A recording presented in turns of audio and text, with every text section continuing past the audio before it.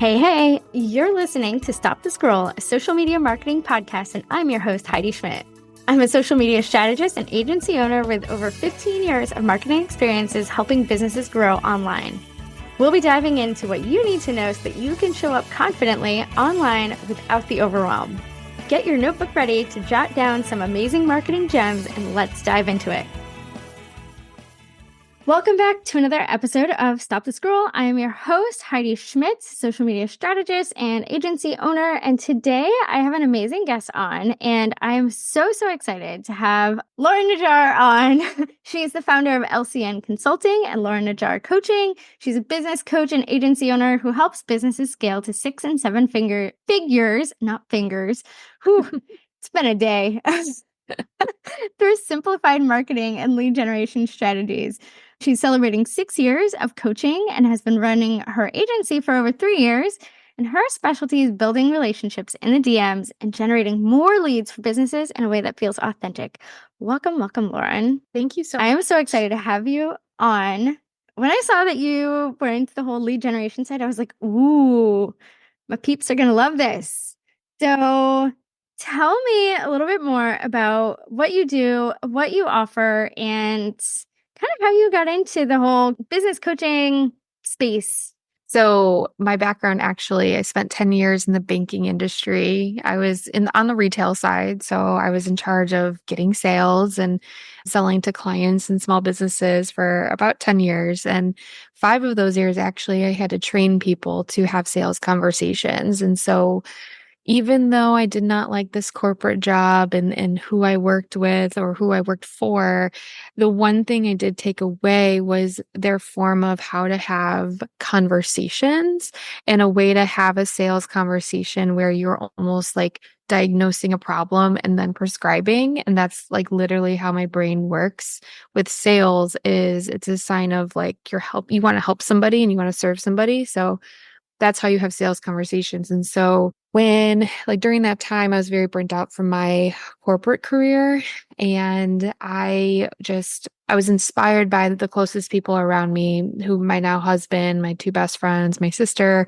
They were doing things that they absolutely loved. And I went on this journey to try and find something that A, I wanted to work for myself, and B, I don't even know what that was going to look like. And fast forward to a couple years trying various businesses, and I started blogging, and then I actually literally stumbled upon the coaching world on Facebook and started making connections that way. And I'm sure I heard of life coaching before at the very least, but I didn't know that there were marketing coaches, business coaches, that kind of thing. And I started out actually I wanted to be a social media manager because I thought I had been running my own blog and my own Instagram for a while. So I knew a little bit more than maybe the average person on how to do social media. But then it just really wasn't my specialty. My specialty was really building relationships and selling. And I was very good at selling. I was very good at selling in my corporate career as well. And so then I became a business coach very quickly. It was within a few months of the social media management's not for me at the moment. And then I became a business coach. So I've been a business coach now, actually celebrating 6 years this month of being a business coach. And so it's evolved from there. I think that the online landscape has changed a lot. So I think, 6 years ago, a lot of people needed to have scripts and sales calls and things like that. And because I was starting out, I learned that way, or I thought that was the right way, but something just kept pulling me into, this is not how you sell. This is not how you know how to sell. And so one of the things very early on I finally decided was that I was going to be the voice of people who didn't want to have hundreds of sales calls every week.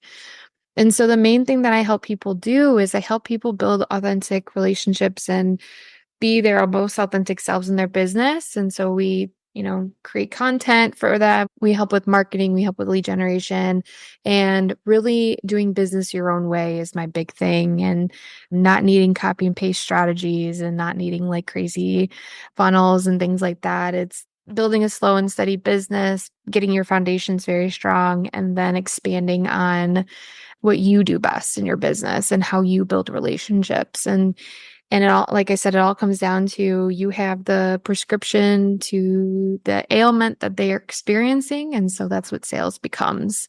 And so that's what I help people with. That's awesome. And I feel like a lot of people, at least for me, sales is intimidating. Mm-hmm. And we were talking about, your simplified process. Mm-hmm. How did you create this process that's kind of like the anti-funnel is how I'm going to call it? 'Cause the way that you described it was like the anti-funnel, and I was like, Mm-hmm. what? So tell me a Mm-hmm. little bit more about that.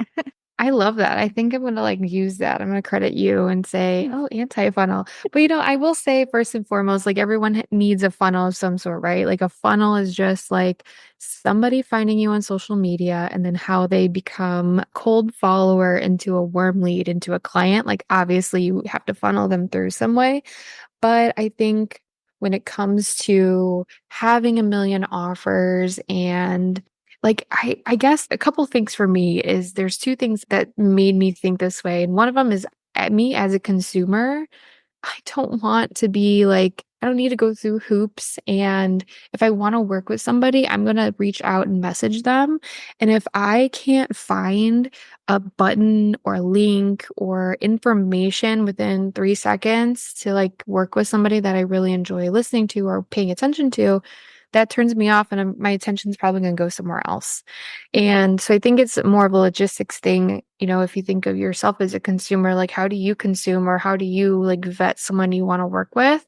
But the other thing is that as a business coach very early on, I was told that I needed to do calls and it just never sat right with me. I was building my business as someone who's working a full-time job at the time. I didn't have consistent hours. I was commuting 3 hours a day. I had very, very, very limited time during my week to build my business, and I wanted to get the F out of my day job. And so for me to like have the most limited time, I needed to be so impactful. And so on top of client calls, if I needed to spend another 10 hours or even 5 hours a week to do sales calls, I just never could get behind that.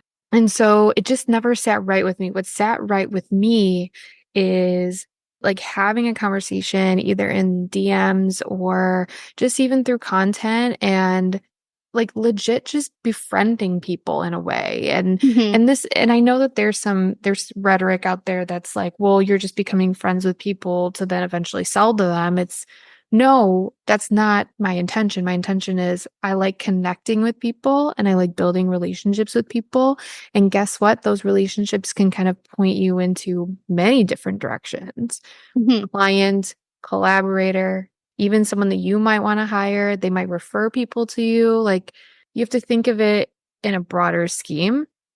So I think like that came down to two different ways of why I don't like, you know, I like, I guess I prefer to connect with people. I guess the other thing would be is I don't like hard launching. And what I mean by that is, again, very early on, I was told that I needed to have these like 6 to 8 weeks of launch strategy where I have to do a million emails and a million posts and show up and talk to hundreds of people and you do a push for a specific program or something. I know that it works for people. I'm not the type of person that says if it works for you, that's great. And I'm here to help you find what works for you, but I'm going to tell you what I prefer. And I prefer to always sell. And I prefer to, make sales as easy as possible, not only for myself, but for the clients that I have. And if they want to work with me in 3 months from now, that's great. Okay, let's book now. You don't have to wait for me to launch something. Mhm. We can work together now and then we can start 3 months from now. Or you can sign up with me now and we can work together 3 months from now. It just never sat right with how strict and how intense a huge launch is. And so I just never I've tried that so many different times and it just never worked out. What works well for me is building the relationship and then getting the easy yes, and not even having have to do sales calls half the time. One of the things that you had mentioned was some of that outbound lead generation. Hmm. And one of the things that I noticed when I was looking at your website was kind of how do you really slide into someone's DMs without being like how do you start building that relationship from like a cold space? Like, hey, I follow Mhm. this person. I see them as some sort of person that I either want to work with, collaborate with, whatever it is. How do you kind of start those conversations? I'm really bad. I'm super introvert. Like going to a crowded networking event like gives me hives.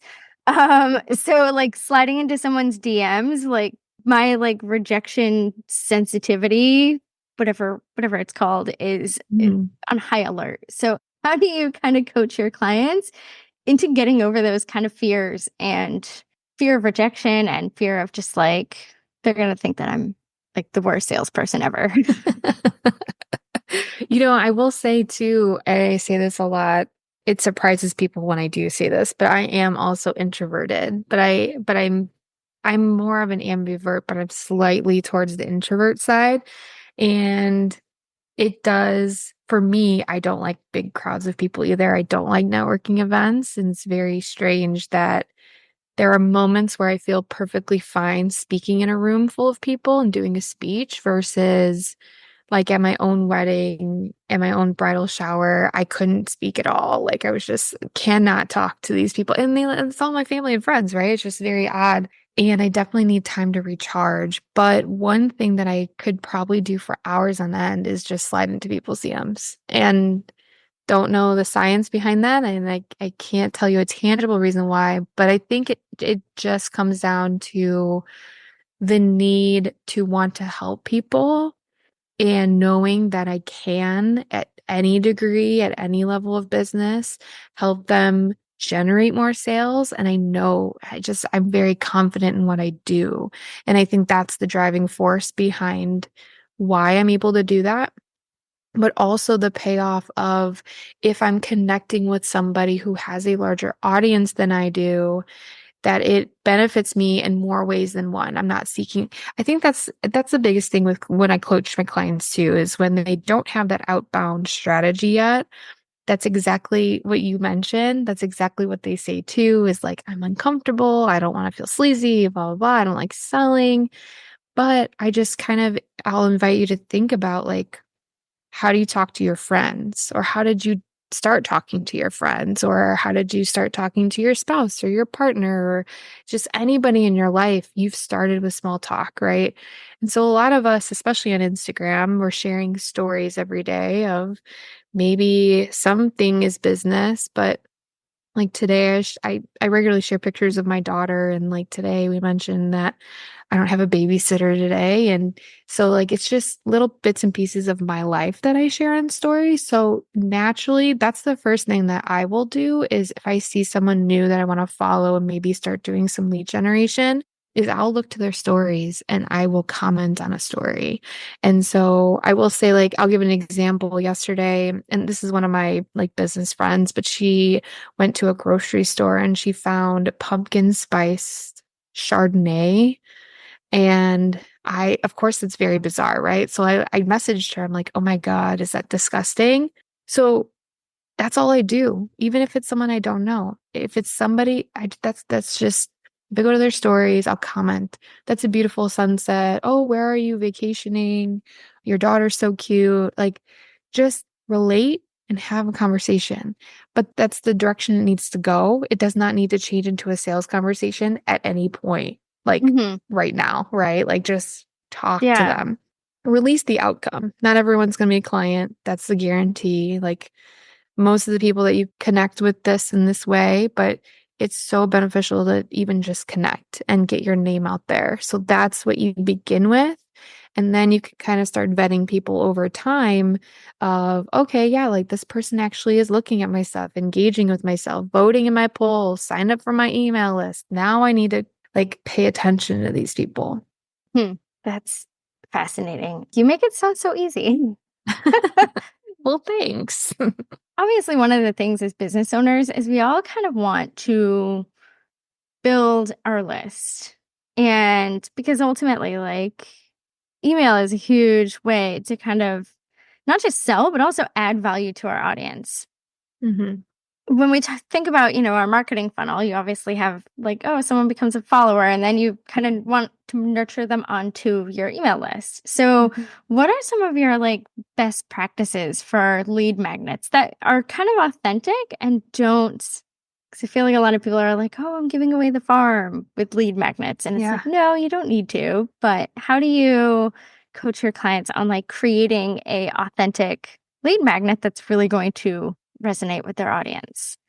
I always say what's going to give them already a win to the point where the next step to whatever it is that how they need to work with you, how is it going to be that effortless next step? And how is this going to be not just some PDF checklist that's just not going to it'll give them information, but it's not actually going to give them any action or tangible wins.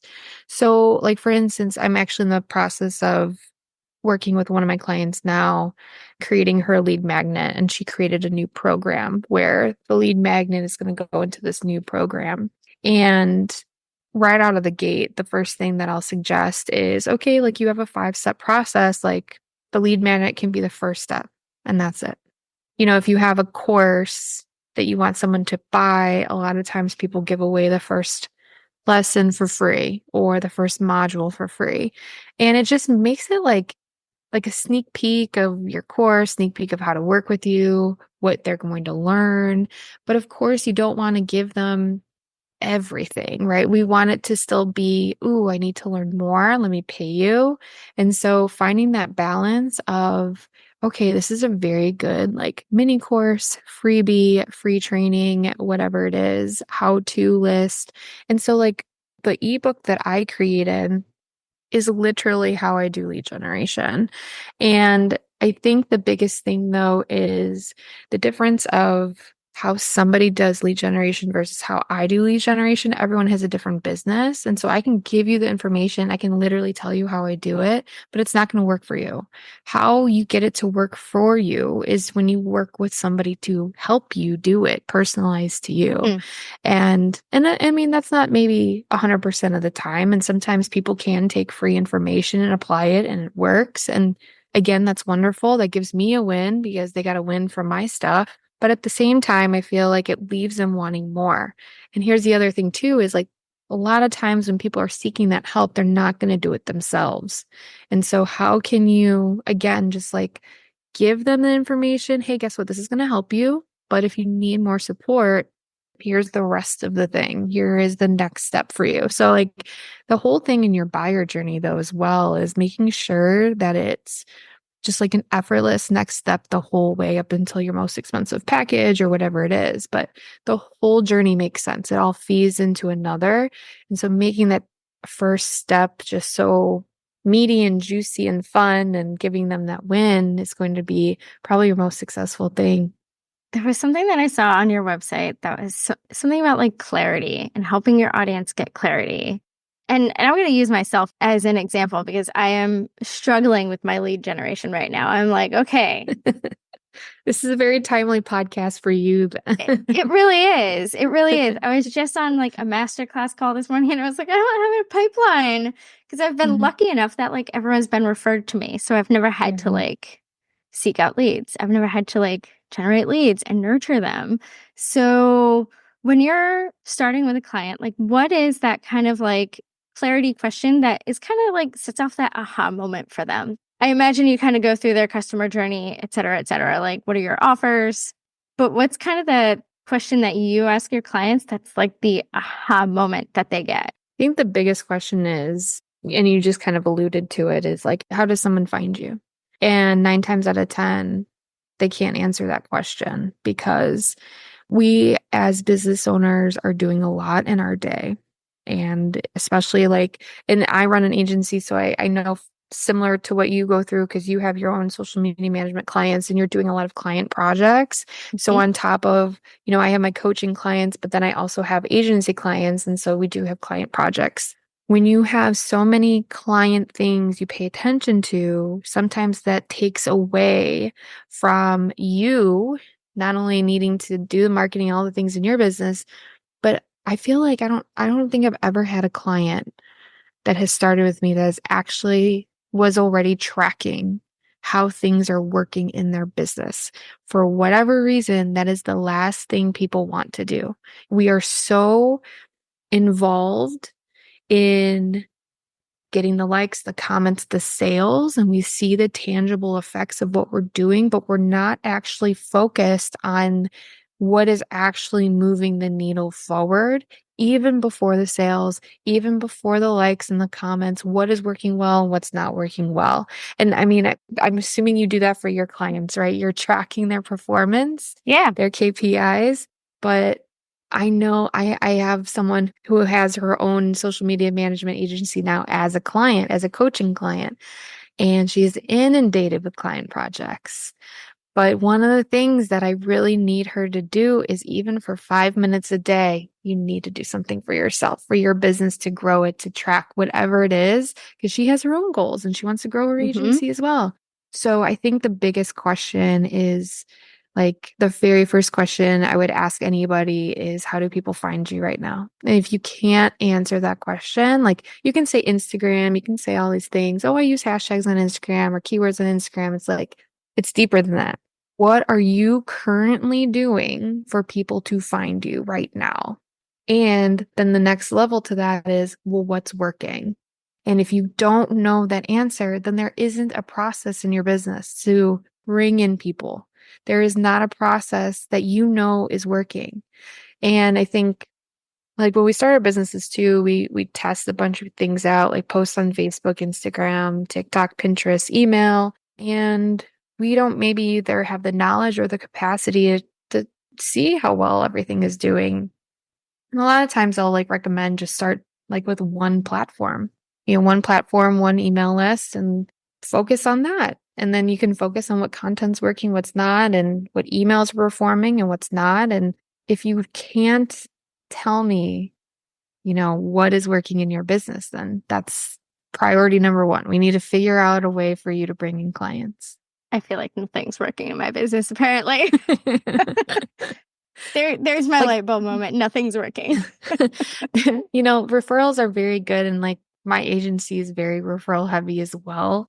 But I think like that's always something that's been in the back of my head and over the years I've worked on is, I can't rely on referrals. It's wonderful to have referrals. Hmm. It's so wonderful to get those referrals and retain clients, but you can't rely on that. Like Hmm. that should be the icing on the cake and Yeah. not like the actual cake, right? Hmm. So, what are some of the KPIs that you recommend your clients track? If they're like, I need a tracking system because I don't know what's working. Like, what do those lead tracking systems that you help your clients set up? What do those kind of look like? So, first and foremost, I think the easiest ones, and we do this for our agency clients, I do this for my own business, is monthly and quarterly, I review content, how everything is performing. You can do that on Instagram. Instagram gives you that information where Hmm. you find the top performing, reels that have the most comments and shares, saves, posts that have the most comments. And I think there needs to be an understanding of like, for me, when I am doing this for other clients and say I want to, like, say she's doing a mini course and we want to get a lot of engagement on this post because we want a lot of people to sign up. Well, I'm going to utilize a post or a reel that performed really well in the past that got a lot of engagement, meaning a lot of comments. I don't care if people saved it. I don't want people to save it. I want people to comment and join this training and get a lot of engagement in it. This isn't a post I want people to save. So I think like that would just be one example of understanding what you need to post and when and Hmm. what is performing well for you, period. The other thing that there's another thing that I really tell people to include in their tracker. So it's one thing to have a lead generation tracker where you're tracking all of your conversations, but one of the KPIs that I love tracking, and I can almost guarantee this timeline, but if you are doing any sort of like outbound lead generation, having a conversation, and you are actively being proactive in like nurturing this person, I always track the start date of the conversation and the date that they convert. And obviously we want that timeline to be shorter rather than longer. But if you are just simply doing the bare minimum and constantly having different touch points for certain people who really need your work, 60 to 90 days, they're your client. And it's truly simple as that. Like, obviously, there's people that will convert longer or in a year. There are people that immediately find you and immediately want to work with you, and that's wonderful. But the biggest KPI I really encourage you to do is see how long it takes you to convert a person. And then that really will give you that temperature check of, are you really posting consistently? Are you selling? Like, are you really showing up? Are you really nurturing? Why is it taking you 6 months to convert all of your leads? Why aren't you converting anybody you're talking to? And so that timeline is going to give you a lot of data in what you need to do in your marketing and lead generation efforts. So if someone had a really long runway, Mhm. how do you coach them to say, this is a really long time? You should probably shorten your sales cycle. What are some of the strategies that you recommend to shorten that life cycle? Because yeah, a 6 month lead time is is really long. Yeah, yeah.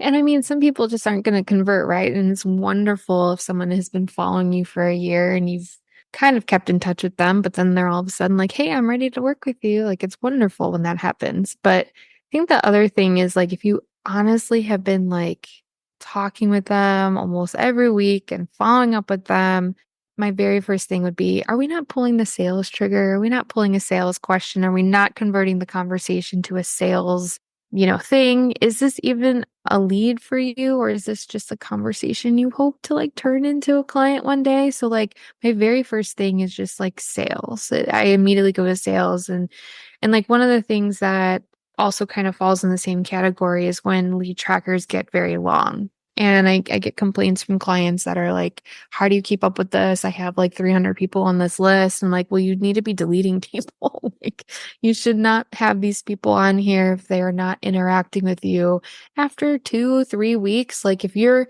messaging them, trying to engage with them, and they're not engaging back, please do not waste your time. There are Mhm. billions of people on the internet. You need to delete these people off of your list. Like, unless they've joined your email list, they're opening emails, they're clicking on links, like, you need to just purge those people and not give them your energy. Like, fine, and that's wonderful. There's nothing wrong with that, but there are other people that you need to be paying attention to. So I think the very first thing here, if you're having like a long runway, is like, are you actually pitching them? Like, have you ever pitched them? And if you aren't, then we need to pitch them a little bit sooner if they're really like, and should they even be on your tracker in the first place? Are they even an engaged person? Like, are they engaged in the sense of they're your friend and they're commenting and liking everything that you do? Or are they actually wanting to learn from you? And you kind of learn that through other KPIs of like link clicks in your emails or email open rates, or if they're paying attention to your stories, if they're showing up to live trainings. And so I feel like that would be my very first like question kind of to diagnose, like, Mhm. tell me your conversation with this person. Why haven't we pulled like a sales trigger yet? Why haven't we invited them if they've been on your list for 6 months?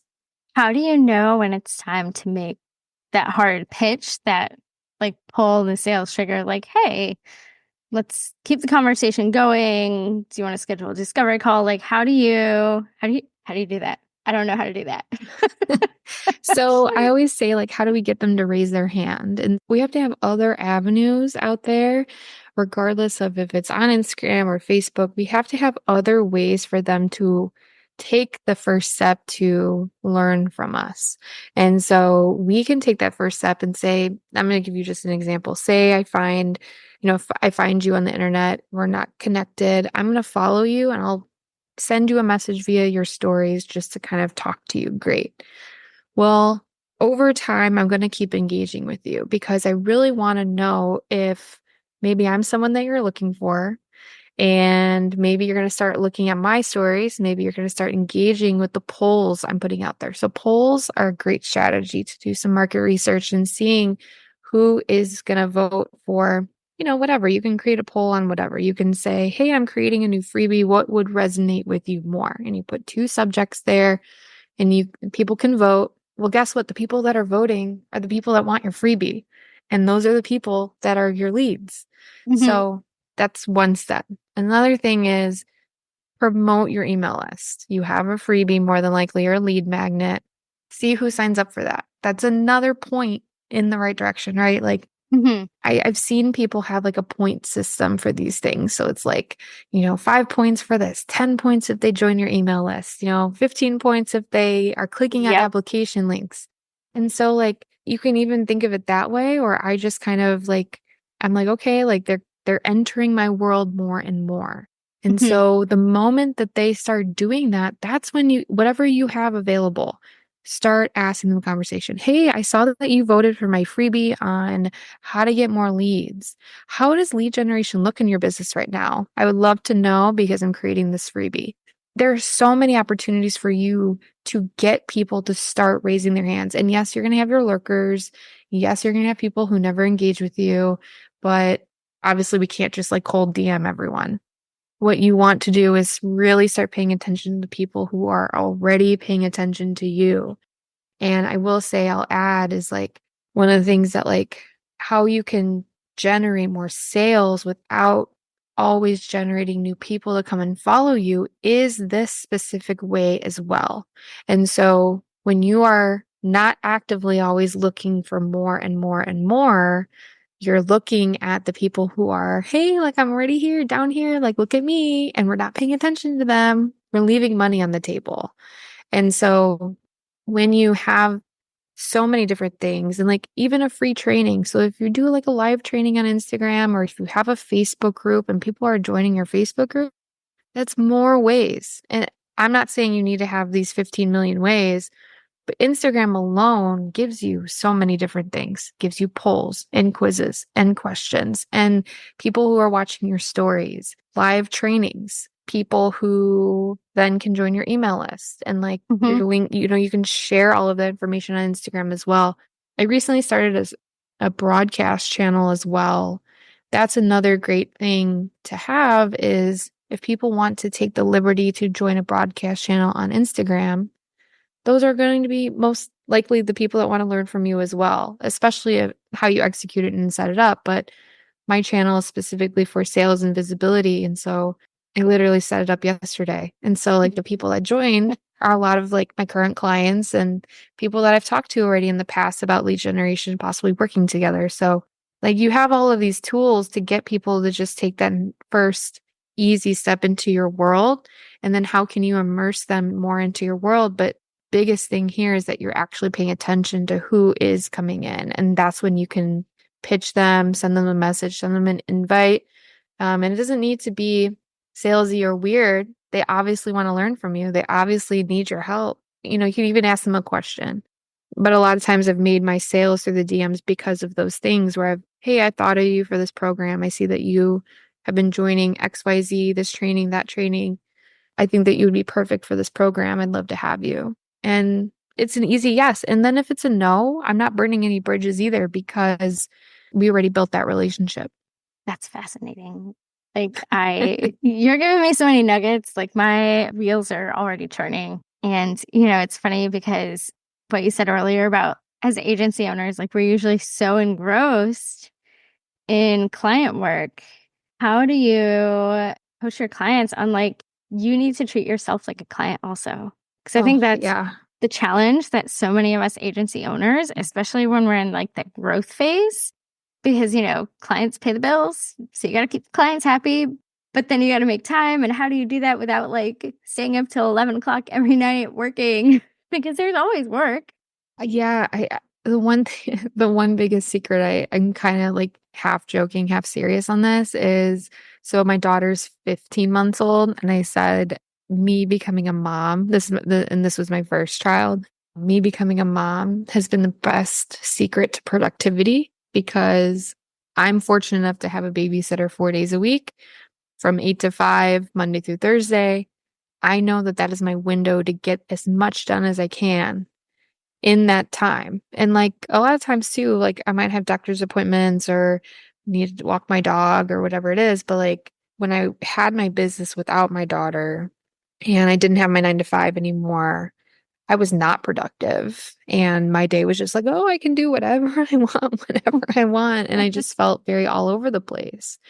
And now I feel like I'm like, again, this is like, I'm half joking, but for me personally, I feel like I am a little bit more productive because I'm just so zoned and focused and like this a lot of time because I know 5 o'clock comes around, it's dinner, maybe some playtime, bath time, sleep time, and then I'm not going to work at 9 o'clock at night. A lot of times it's the only time I have with my husband at the end of the day. But I think the other thing that I've been saying for years, and it rings true still now, is I say that I'm a type A minus person. What I mean by that is I like a schedule, I like a plan, but I also like to deviate and just like kind of go with the flow in within that plan. And so I like time blocking in a way, but I don't like, oh, from 8 to 9, I'm doing this. From 9 to 10, I'm doing this. From 11 to Hmm. 12, I can only do this. I just set up my day to where I have sections. And already I know that my client work, my client calls, like today, I have 5 calls today. And I know that that is the majority of my day. So I better first and foremost do the things that I need to do for my business, even if it's just get a post out or check my email once or, whatever it is. Like I need to do what I need to do very first and foremost, right when I sit down on my computer to grow my business. What are the things I need to do to grow my business before give my energy to everybody else? So like I set up my day in 4 phases. First phase is like right when I get up, it's me, it's breakfast, it's help getting my daughter ready for the day. Next step is my business. So what am I doing in my business? And then again, if our days are so tight, even if it's 5 or 10 minutes, we have to do something for our business. We're in a growth phase. Hmm. When are we not in a growth phase? If we want to have big and big and big goals and you want to keep growing your business and doing lead generation, you have to do something for your business each and every day. And that doesn't include I'm not talking about checking your email. I'm not talking about any of those things. It's post for yourself or do lead generation for yourself, some sort of income generating activity first and foremost. Then, after all is said and done, then you can scroll, you can check your email, you can check Slack, however you have your clients, then do client projects. Majority of people, especially people that are agency owners or so like yourself, social media managers, like you have the rest of the day to do client projects, to do what is needing to be done for other people. But then you should have an end time as well. And I think the biggest thing is just getting like your to-do list really in front of you and getting the things done that need to be done.